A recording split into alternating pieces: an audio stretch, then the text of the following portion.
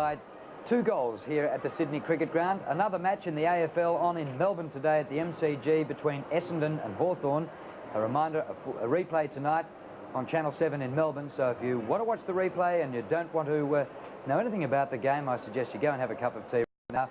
But for those of you who can put up with it, here are the highlights of the first half from the MCG. Grenville, it sits. He goes towards the goal front. Not a good kick. Ayres, plain.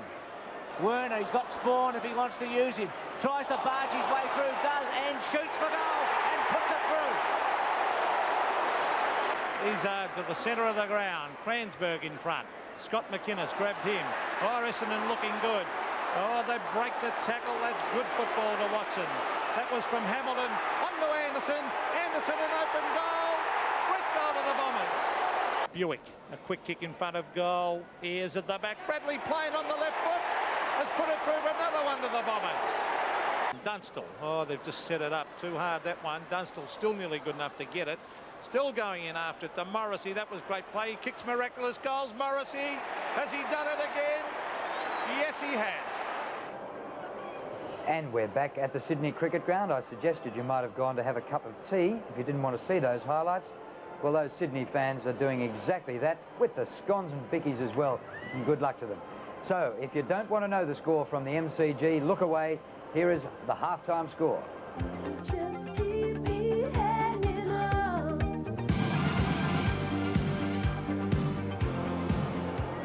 What can I say? But I won't say anything.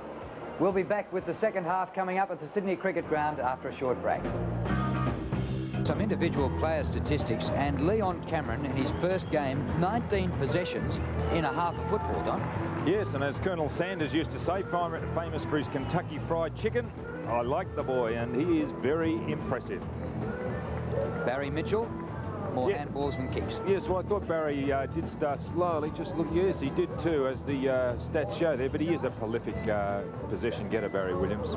Tony McGuinness, is he heading for 30? Well, he's got 18 so far. Well, he had 30 last week, Drew, and they didn't consider him a good player at Footscray, but he's figuring. Greg Williams. Good battle between he and Terry Wallace.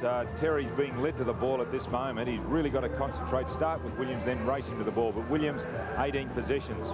Bit behind schedule if he wants to get 43 again. Another great youngster from the Sydney, from the Footscray team, Stuart Wigney. I like that goal. He came off the centre half-back position. He's a half-back, not a centre half forward.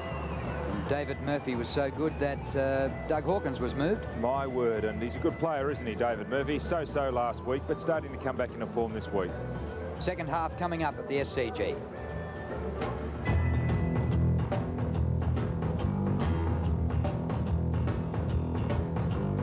At 2 goals at half-time. Cameron Williams. Thanks, Drew. Yes, well, there was a so far so good attitude in the Bulldogs' rooms at half-time. Coach Terry Wheeler reminding them that there's a long way to go, but he feels that if they run in numbers and keep up the team spirit they showed in that second quarter, they can go on and out-tough the Swans. I couldn't get near the Swans' rooms, but I can tell you that the rumblings coming from Colin Kinnear through the door suggest that he's not impressed that they're 2 goals down going into this third quarter. I'll bet. And what about their kicking? 4 goals, 12. Yeah, well, it was to be expected. I think, Don, that, you know, when you're playing poorly, that you were about to go in at half-time and cop a decent old rev from the coach, wasn't it? Yes, I suppose, Ian, on the other side, at least they're winning the ball. And I've got a funny thing about football. If you keep persisting at the goal face, it's going to come your way, percentages. Well, those statistics are indicating that Footscray's probably getting a little bit more. Handballs are certainly in the Swans' favour, but kicks and marks, certainly Footscray's way. Third quarter about to start.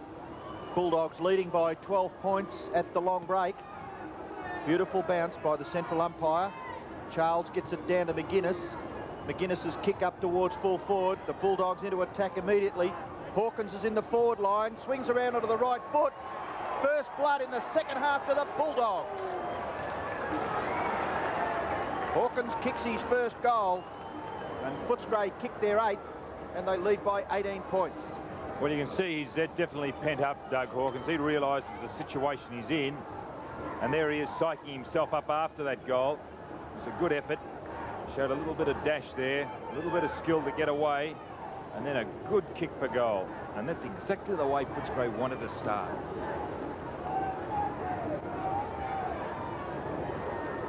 Well, maybe the Bulldogs had the pressure on them last week at their home ground with all the supporters who helped save them over the summer. Maybe not so much pressure on them away from home. And they lead by 3 goals. Liberatore goes the short pass. This is good. Grant's got it right in front.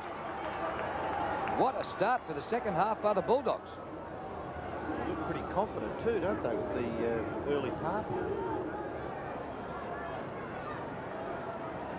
Certainly break the competition wide open with the results over the last 24 hours. Chris Grant has kicked 2 goals, 1. He took 9 marks at full forward last week, and Footscray were thrashed.